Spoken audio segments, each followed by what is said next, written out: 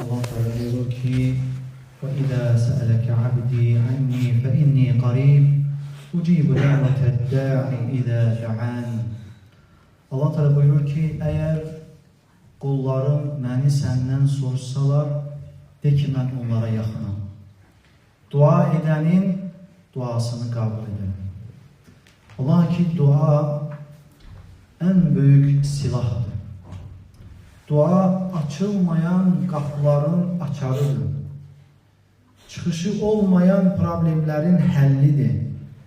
Ödənməsi olmayan borcların ödənməsidir. Sağalmayan xəstəliklərin şəfa tapılmasıdır. Allah ki dua Allah'a açılan birbaşa olan qəlbdir.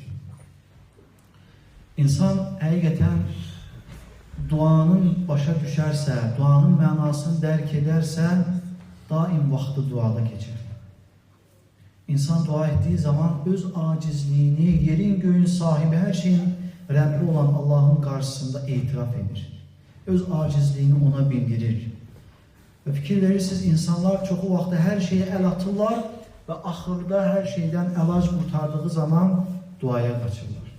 Ve baxırlar ki hiçbir yerden elac yoktur, hiçbir yerden çıkış yolu yoktur ve baxırlar ki həqiqətən də dua bütün dertlerin dermanıdır.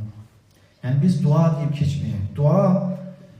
Duanın 3 faydası vardır. Bunlardan birincisi, insan dua ederse dua sebebiyle nazil olacak bela nazil olmaz. Yani gelecek belanın, musibetin karşısına alır. Dua. İnsan dua etmekle onun başına gelecek musibet gelmir.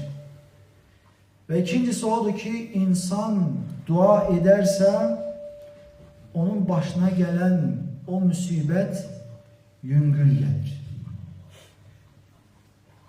Ve üçüncü faydası da odur ki insan dua ederse onun başına gelmiş o musibet ondan kaldırılır.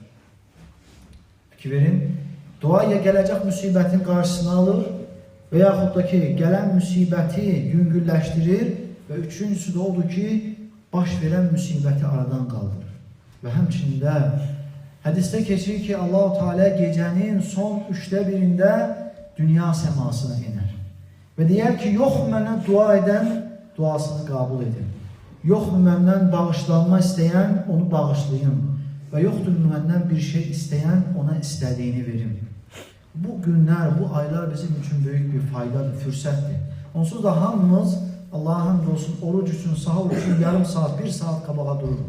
Yani bu duanın kabul olma vaktidir. İnsan yemeği hazırladığı zaman, süfre ettiği, süfreni hazırladığı zaman da ettiği duadan sayılır. Şart değil ki insan dua etmek için vaxt ayırsın, paltarını değişsin ve hemçin güzel paltar giyinsin, ətirlənsin, məscidə geçsin, dəstəmaz alsın, namaz kılsın, ellerini kaldırsın, dua etsin. Dua insan her zaman edebilir.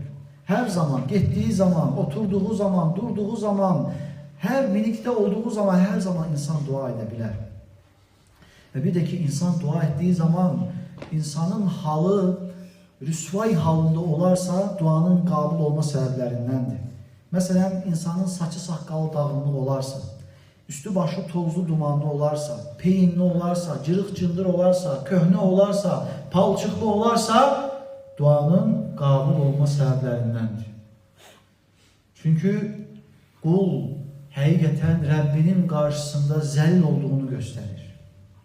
Hadiste de geçir ki, hadiste gelir ki bir kişi dua edir, ellerini kaldırır ve deyir ki Ya Rab, Ya Rab dua edir.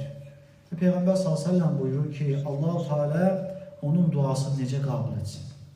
Yediği haram, içtiği haram ve hemçinde giyindiği haramdır.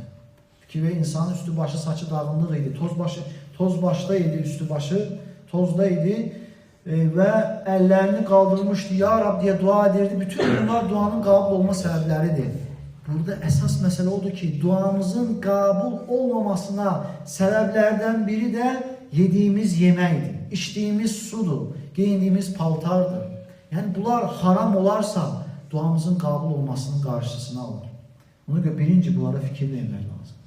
yediyimizə, içdiyimizə, geydiyimizə halal olduğuna fikir vermək lazım ki, duamız da qabul olsun. Və həmçində çalışıb anaların, ataların duasına çatmaq lazım. Onlara ikram etmək, onların xidmətində durmaq, onları razı salmağa çalışmalıyıq. Ən birinci özümüz. Onların duası qabul olan dualardandır. Və çalışsın ki, hər bir ana, ata öz evladı üçün dua etsin.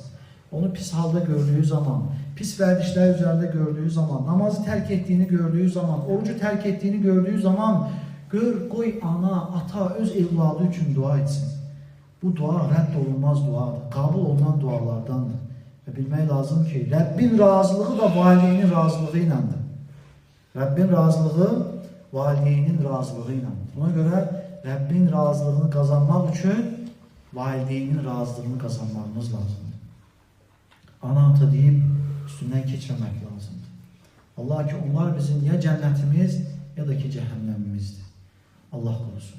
Allah'tan istəyir ki, Allah-u Teala bizə səmimi şəkildə özünə dua etsin, bu Ramazanı bizdən qəbul etsin, gözəl şəkildə bu Ramazanı başa çatdırmağa nəsib etsin. Subhanəkəllahumma və bihamdik. Əşhədu ən la ilahə illa ente, nəstəğfiruke və nətubu ileyk.